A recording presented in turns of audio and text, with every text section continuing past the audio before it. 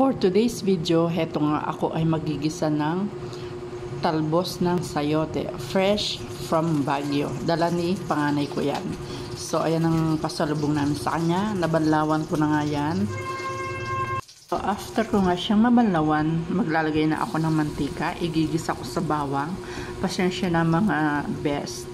Napakamahal ng sibuyas, kaya that day na nagluto ako, gisa ko lang muna sa bawang. Pwede na yan. Huwag na tayong maselan.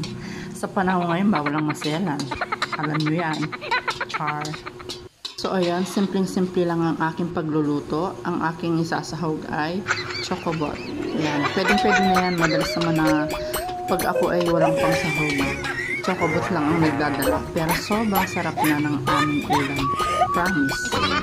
So, ayan. Gisa-gisa lang natin hanggang matunaw yung ating chocobot.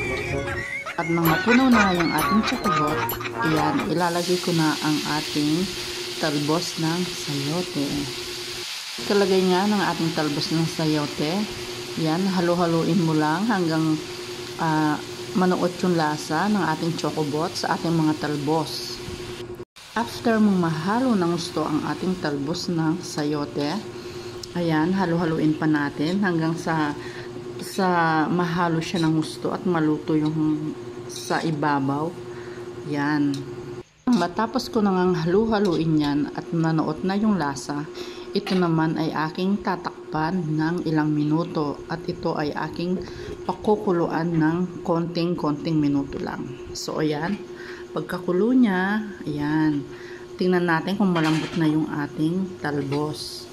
At kapag malambot na yung ating talbos, ibig sabihin, luto na yan.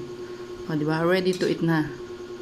Bago ko nga tapusin ang aking video, may isi-share muna ako about sa sustansya na makukuha natin sa talbos ng sayote.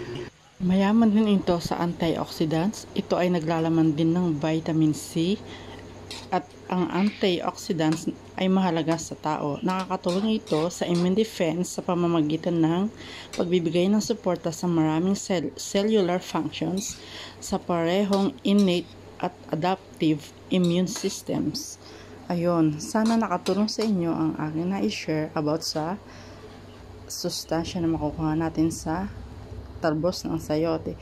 Thank you for watching. Have a nice day.